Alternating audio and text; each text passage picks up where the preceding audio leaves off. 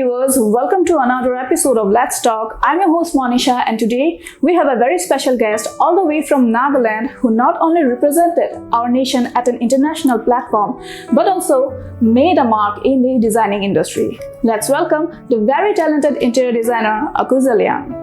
Thank you for having me over. Aku, welcome to our show. Thank you. So, I'll just kickstart the show with the very basic question. How did you end up in this industry? Oh, I think I was always very tunnel visioned. I, in fact, have a photographic memory of that certain moment since grade 5 that I wanted to become an architect. I am not an architect, by the way. I'm an interior and a furniture designer, but we do practice architecture. Okay. So this has always been into the dream, I would say. Okay, so where does your inspiration comes from? Well, inspiration for me is all around. I think it is very subjective, but if I had to make it more basic, I would say our 8 sister states and our neighboring countries. So that's where I derive a lot of inspiration now. Okay, so tell us about the Hutu collection. So the Hutu collection is one of the recent collections that we had done. This was doing the rounds since October. Hutu in the Konyak dialect.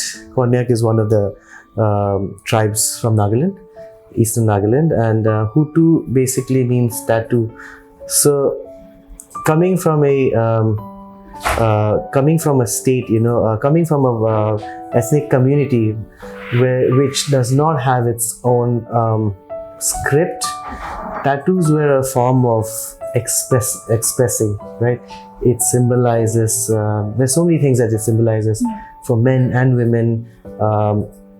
So for me, it was taking inspiration from Hutu collection. To be noted is basically taking inspiration from women's tattoos. So it is a collection of furniture, wall art, and textiles, all 100% hand woven, handmade.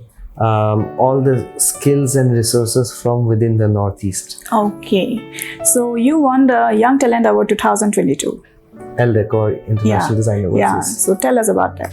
Well, there's actually 2.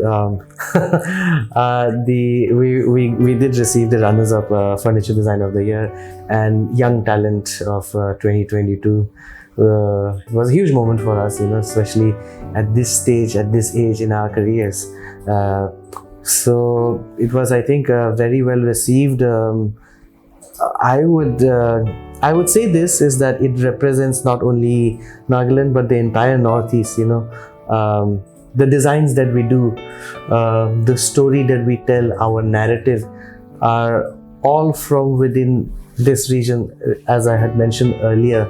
So it is representing Northeast because in mainland India, other parts of India, design was always very restricted to the north, to the south, central India is what I'm trying to say. But never from the east. There has been no representations and there is no dearth of talent, you see. So that was a huge moment for us, and I hope to see more more people also win more accolades at the same time. So tell us about that chair which you co-designed, the chair with the traditional raincoat. The Naga chair. Yeah, yes. The Naga chair. I also saw in one of your Instagram posts where Jacqueline was sitting in that chair. Jacqueline Fernandez, yes. Well, very sweet of her because she was doing the marketing for us for free. Oh, okay. So this idea came to Ashish and I. Ashish is a dear friend, architect from Bombay. So this idea came to us in 2019, developed in I think late 2019, early 2020. So then it's basically the material that you see there is it looks very simple, maybe rudimentary, but it's a very complex way of weaving, handcrafting the whole piece. So that particularly comes from the Chakasang tribe. Well, at least in Nagaland. There are other tribes, maybe in Arunachal, Burma, also doing similar things, and across Southeast Asia, Africa, Papua New Guinea as well. But in Nagaland, this is mostly this you would see mostly with the Konyak tribe. It was used as a, or maybe still is being used as a rain skirt by women, and for men they would hang it around their backs to protect them from rain. And we thought, how about just noodling with the idea of using this. So it was a process, and well, we arrived. It was really beautiful, the actually. Naga chair. Yeah, I saw that, and actually I stalked your Instagram, so yeah, your Instagram is aesthetic. It's so Thank you so cool, much. actually. How about following us then? Yeah, actually. That was actually the Naga chair is now being sold only through galleries. So the Invisible Collection Gallery in London is a very well-known gallery, and some other galleries in Milan, and in India, only in Bombay through Ashish. So yeah, I think it's amazing. Designs from the East are also being represented at that. So this is something that is not very commercial. Right? Yeah. So what elements define your style? I always say this, if I had to put it in a sentence, let me tell you this: tribal is the new cool. Yeah. How about that? Yeah, Right? Actually that is cool. Okay. What do you find most challenging about designing? Again, I would say that it is subjective. We love to take challenges, my team and I. It's a whole process, So it's about going back to your drawing board, studying, doing your research. You also have to be, especially at this day and age, you have to make sure that you don't hurt the sentiments of maybe any community, any individuals, say for that matter. So there's a very conscious process of how and what we study and what we come out with. So first, it's about understanding the whole. Towards the inspiration that we are from what we are trying to derive, and we see where that lands us. It's a beautiful mess. Yes. Yeah. Okay, so tell us about your design studio, Ura. What does it mean? Ura,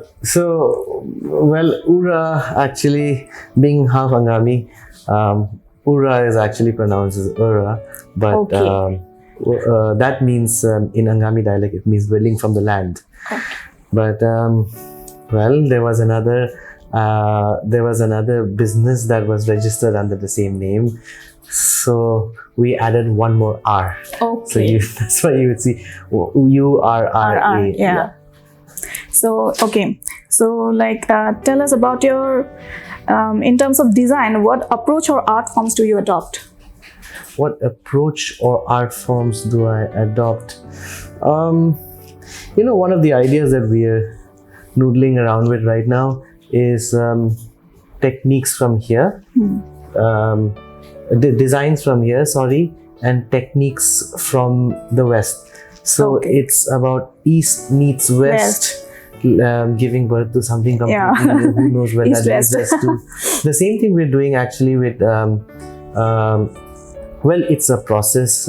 Fingers crossed. I hope it works out, but it's in process with United Nations. It's a program. They have a program where they, engage refugees, especially from Africa, and those who have the skills. They are turned into artisans, and so we're still toying with the idea that how about we give designs from here and techniques from there, vice versa, because a lot of the things that they're doing. Let me put this in perspective over here, right? Is maybe we are geographically apart. I mean, tremendously, yes. Yeah. But at the same time, you do see a lot of cultural similarities, right? That's something that I would like to explore much more. So everything is in process. Okay, so tell us about your another venture, Cane Concept. Cane Concept was started by my mother, Aku Zeliang, in 1993. So King Concept right now, very proudly, I must admit that we are the largest exporter of furniture and handicrafts from the Northeast. We have been exporting since late 90s. And everything is handcrafted, handmade, all in-house, by the way, back in Nagaland. Over a period of time, yes, we have developed clusters or groups, across neighboring states. I mean, Assam is one, Tripura, to even Bengal, and a small little group in Meghalaya as well. So again, we try to work with skills and resources that we have, rather than trying to reinvent the wheel altogether, right? Okay. So when you start a project, what kind of brainstorming involves? What kind of strategies you use? Oh, it's a beautiful mess, as I said earlier. So I can talk about one of the ongoing works, because this happens to be in Assam, Pavitra, to be more precise. Okay. And forgive my ignorance, but I was not aware of Pavitra until last year, and we always hear about Kaziranga, rhinos, and to my surprise, why isn't anybody talking about this place? Because Pavitra happens to have the largest concentration of rhinos, I mean, in the world, right? One-horn rhinos, right? One-horn rhinos. So when we went there, yes, we were aware that there's lack of infrastructure. Of course, we don't. By that, I don't mean that there must be so much of carbon footprint. Also, I mean, it has to be a very conscious approach. So our existing clients, who are also very good friends, we went to the same boarding school.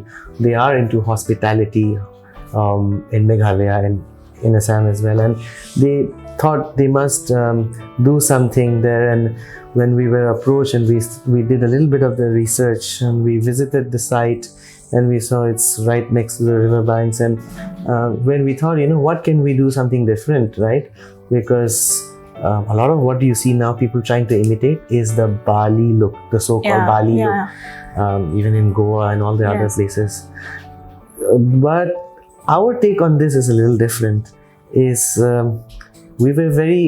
always been very intrigued and with the whole Thai Ahom dynasty. Yes. So we said, why not read more, look more, visit the museums, see more, exchange ideas, absorb knowledge, and come up with something that is, taking inspiration. It will not be a copy, obviously, but taking inspiration from the Thai Ahom culture. Yes. Right? I think there has been so many things that have been lost in the past. How about bringing those back? There will always be a room for whatever is traditional, okay? But I think what is very important is to also give way to something that is traditional, contemporary, right? So that's where we are headed to right now. Okay. So what are your interior designer must-haves? Must-haves? Yeah. Well, that's a good question, because I never asked myself that. That's a tricky one. I don't know. If I had to just shoot off just like that, I would say, at least in my own narrative, is that travel a lot, see a lot. Maybe I love reading, especially about history. Take a lot of inspiration from there. See a lot of things. So much less, one life. So much to see, so much to do, and whatever I see, whatever I learn, is what I try to imply back into my drawing board. So your inspiration comes from Northeast. So what are the challenges of working in the region? There's a lot of challenges, actually. Let me break it down very simply for you. Here is the kind of infrastructure that your Assam has is tremendous. There is a certain infrastructure in place, there's a certain system in place, in terms of manufacturers, no problem. Everything can be sourced within Guwahati. We source also most of our hardware, raw materials, of course, from here. But when it comes to Arunachal, Manipur, maybe other states, right? there is no manufacturing, right? So we do have a lot of shortcomings, but despite all of that, I mean, we rise to the occasion. We do a lot of manufacturing from other parts of India, which are also for which these services might not be available here in Guwahati yet. Also, Okay. but in terms of challenges, so the infrastructure is one. Yeah. Unregulated prices, of course. I mean, there's always that, until and unless a certain system and structure comes into place. A lot of plagiarism. Okay. Yeah. What else? Oh yes, let me highlight this. So I've realized one thing is that of course, Guwahati being the gateway to Northeast, the economical hub of the region, there is no dearth of trade, trade and commerce here. So people do have the means and resources to do much more, right? And so, I would call this a very dangerous pattern, is design is judged according to budget and not so much of, creativity and challenges. Yeah. So I would say that is very dangerous. Okay, so like you also engage with various indigenous craft practitioners in Northeast India. So whilst paving the way for a circular economy, how does this work?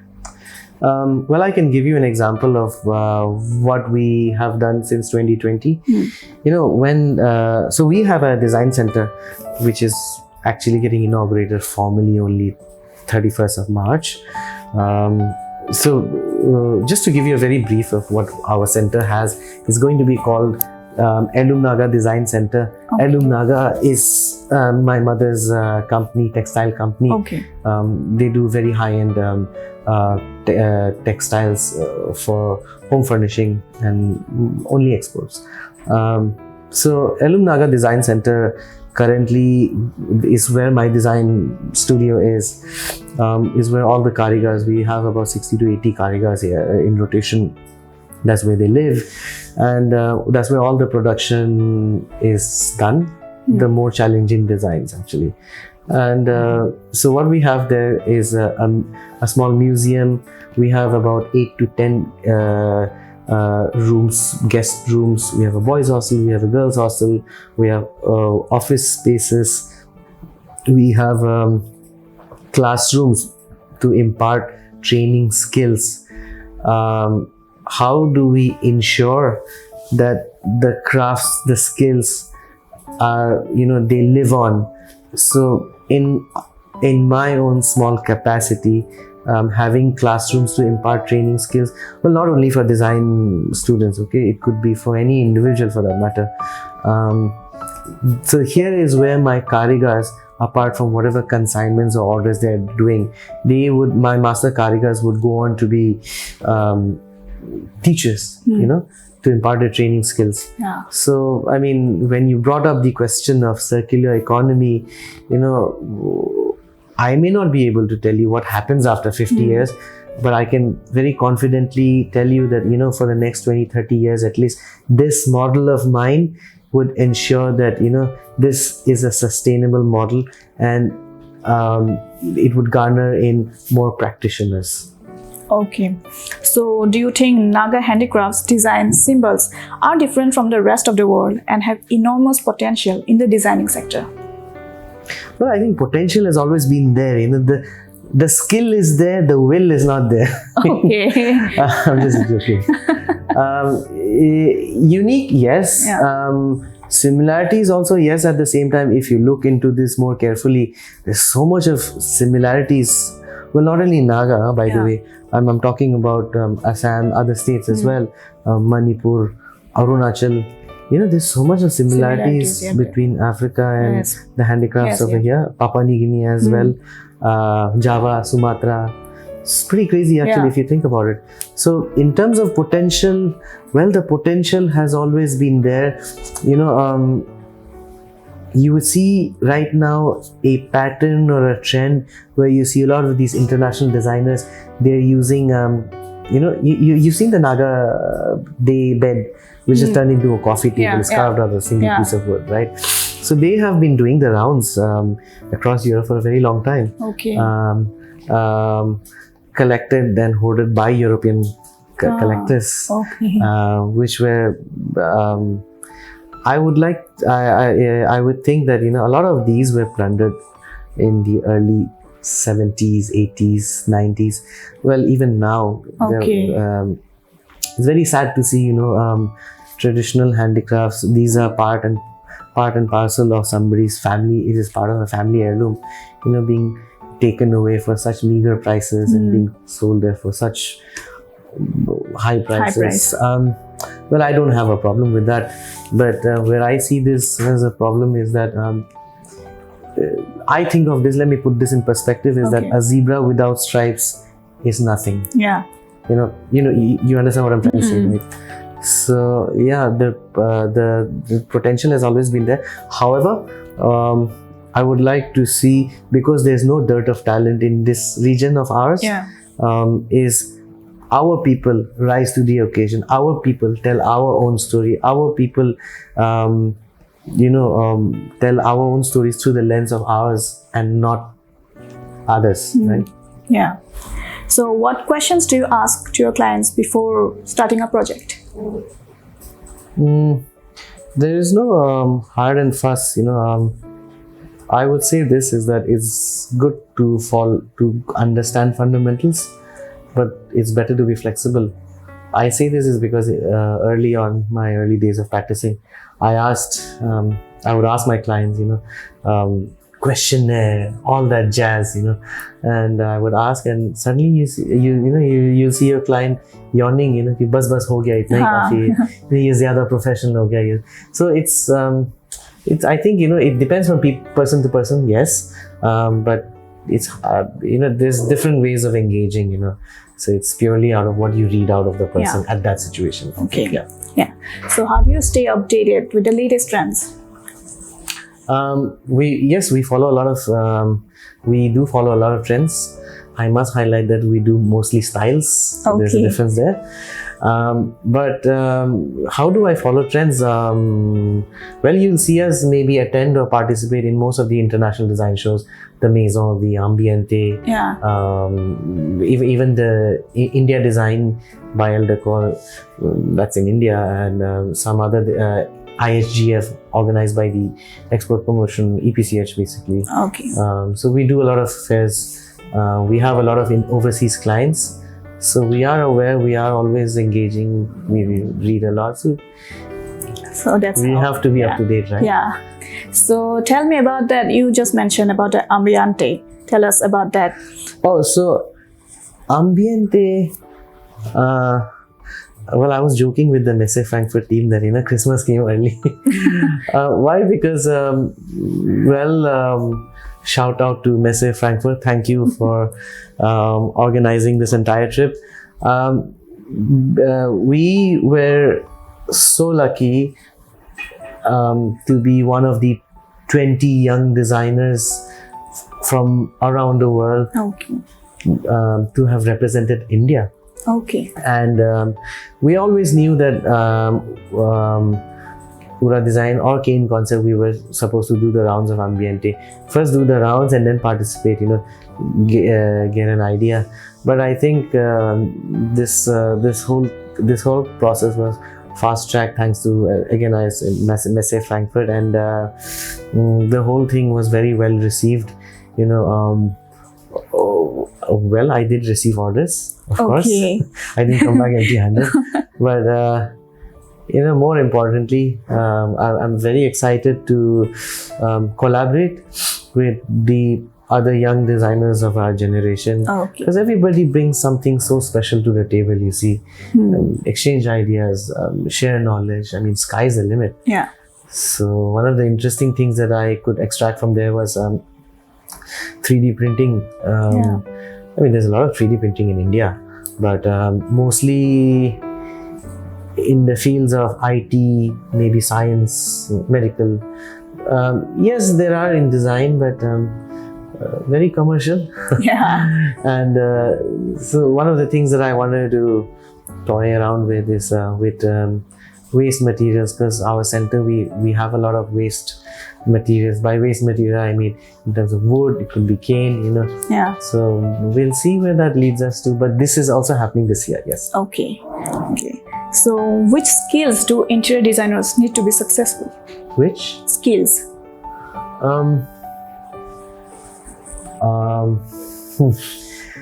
I mean, I would say in terms of intuition, I mean, where do I stand with this? Because I do have conflicting ideas about this. Is well, I would still say that certain things, like having a good eye for things. You could see 10,000 different things there. Maybe your eye falls for one. Maybe it's in a narrative that I say. Maybe you have it, but also at the same time I would also say that hard work does beat talent. Yeah. That's also there. Yeah, I mean, keep deriving inspiration. Okay. So you specialize in interiors for residential and hospitality sectors also? Interiors architecture, yes. I'm not an architect, but my partners are. Yeah. We have a small team, about 8 to 9 people. Interiors, we do a lot of residential, F&B, commercial, hospitality, and we've been working actually for a very long time. We've been working, my firm is I think only at least 8 to 9 years old now. I started my practice at a very young age, when I was still in college. Okay. And what we do in Cane Concept is, yes, we do exports, we do a lot of domestic sales after lockdown, but we're doing a lot of commercial sales, but also at the same time a lot of collaborations, co-creations with international designers, Bollywood, big MNCs, etc. So furniture design is something that we bring something very special, I would say, to the table, because yes, we are a multidisciplinary design studio. Okay. Architecture, interiors, furniture. Also at the same time we have our own design center. We have very, very specialized karigars, Yeah. who are exceptionally talented with working with their hands.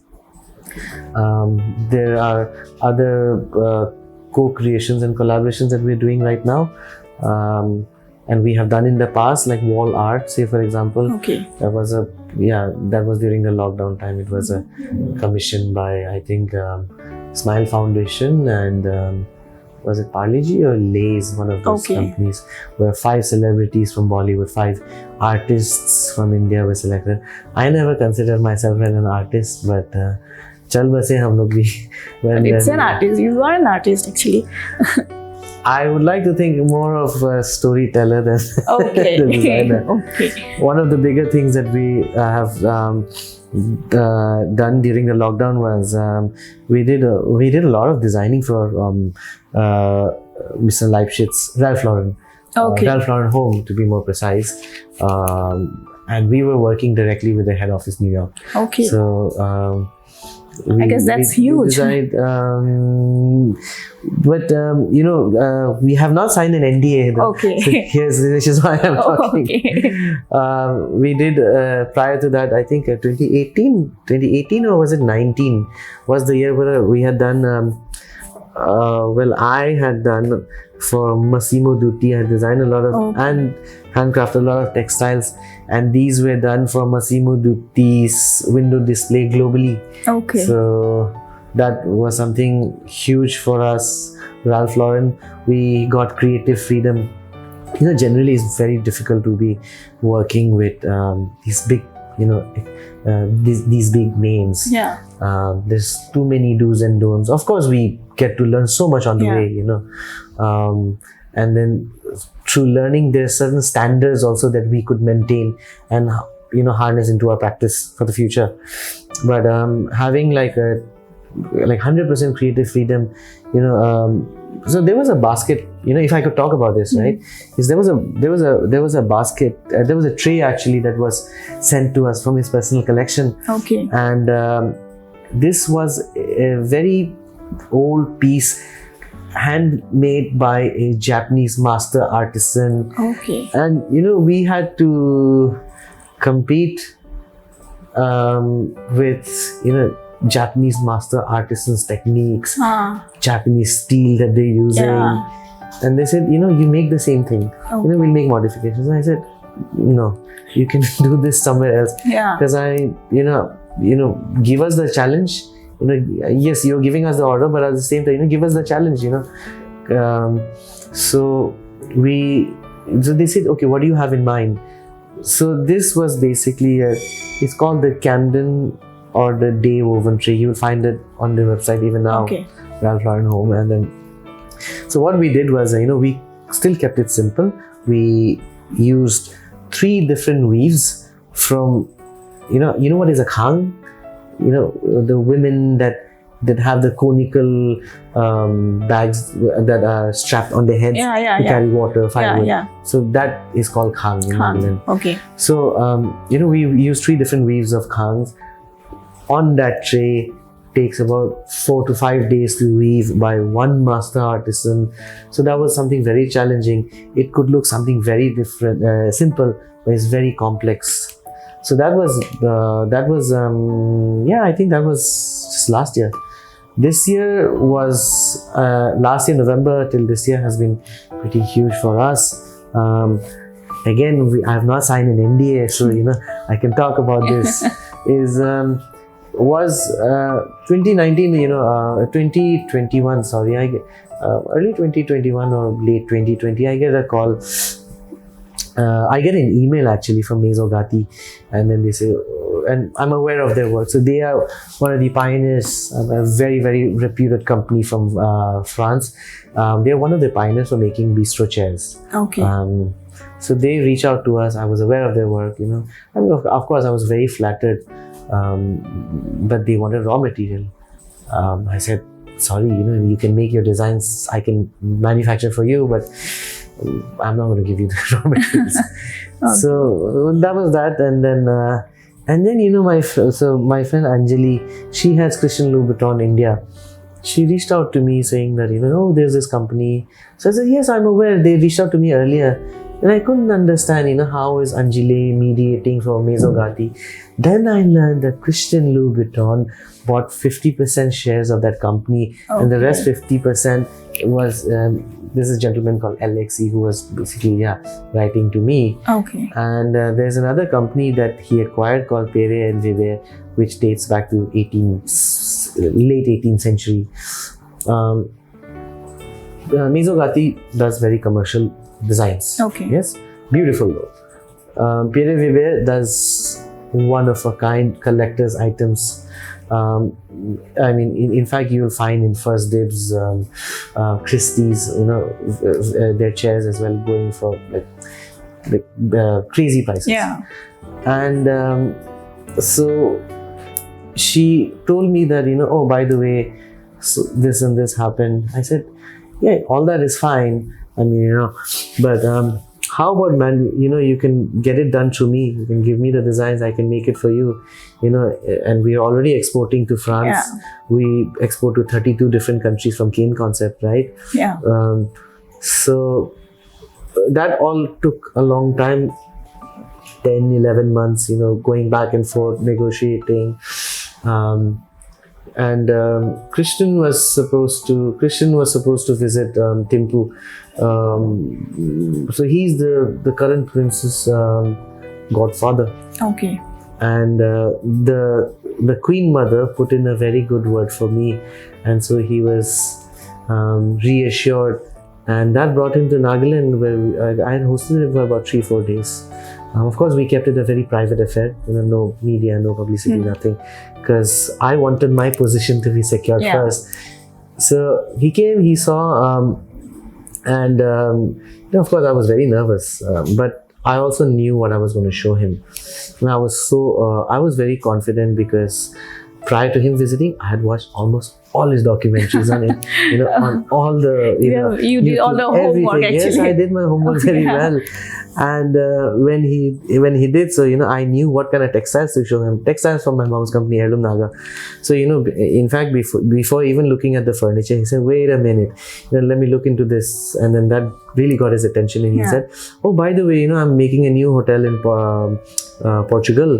And it's a beautiful property being launched in a month or two. You should look it up. Actually, Financial Times had done recent, and New York Times had done an article, I think just last week. Financial Times last month. Okay. It's a beautiful hotel. So the entire hotel's facade is going to be draped with my designs. Wow. All handcrafted very proudly by women in Nagaland. They are traditionally inspired, but they are not traditional design, Naga inspired. We have to be politically correct, no? Yeah. So it was a huge moment for us, to see Naga contemporary textiles, the entire thing being draped, the whole hotel being draped by those textiles. So that was one. Other thing is I have a long-term contract to co-create, manufacture some of the furnitures, not all, for Mezogati, but Pierre Weber, it's a very proud moment for us to say that all his manufacturing for Pierre Weber is going to be done from my center in Nagaland. So that's a long-term contract. So you have something that is very commercial, you have something that is very exclusive. So you will make your products in Nagaland? Already being made. Already being made, okay. Yes. So I was in Paris just about 2-3 weeks ago, which is where I had gone to further design development. And I went to his his two main offices. One was his main office, which is nothing related to design but his other ventures. Okay. The other one is of course his main design studio globally. And I went in, and it was like game face on, but inside to dying. So that was so interesting, and so so motivating. So that happened, and well, I think the biggest thing, fingers crossed, by God's grace, we are in research and development, no NDA. So again, I'm talking about, oh, by the way, this is the first time I'm talking on a platform about this, by the way, is 2024. We are trying to do, this is a pure collaboration. I won't be able to name this right now, but in 2024 we are doing it's already started, research and development for shoes and bags. I never saw myself as a shoe or a bag designer, but it just so happened, of course I worked very hard to let my products speak about this region, not only Nagaland. So it's a very proud moment for us, and if it's 2024, I'm hoping and I'm praying that it happens towards the Olympics time. I believe Paris is hosting Olympics next year. So I just hope and pray that it happens around that time. We wish you all the best. Thank you so much. So as we are heading towards the end of this show, any advice for the upcoming interior designers? Yes, I would say, walk the walk, talk the talk, derive a lot of, inspiration from what you have around, I think there's no point complicating things. Tell your own story, be original. Be most you, importantly, stop taking inspiration from other people. Because, this is a problem that, these are not only my words, by the way, this is like a lot of people have said this, and they face problems, is that, there's only so much that, when people say imitation is flattery. I mean, I understand it is flattery if you're there, but if you're starting and getting somewhere, I think certain people, certain individuals. I mean, I'm not naming anybody in particular or targeting anybody, but people have to be called out for, and this is something that we should all speak about and discuss problems more openly, At the same time, I'm also very, very careful about what I post, what I show on social media, because I have felt the same for a very, very long time. I do black and white. I see so many people do black and white. Yeah. I do this something in cane.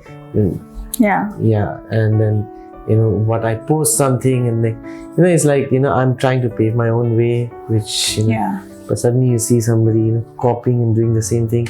I mean, it's you can share knowledge and all that, but there's only so much that you can people also can take share. Inspiration, but not there's only copy, so much actually. exactly that you can also share. And I'm not here for anybody's inspiration. I am running my own race. So that's that. It's like you're running a rat race, but if you run a rat race, you're still a rat even if you win. That's it. So thank you so much for giving us an insight about your journey. It was really interesting. For having me over. It was really interesting, and I hope that the budding interior designers who are watching right now will take your advice seriously. Thank you so much. Thank you so much. Okay. So viewers, that is all for today. We'll be back with more such exciting episodes. Till then, stay tuned to the Assam Tribune and don't forget to like, share and subscribe to our channel.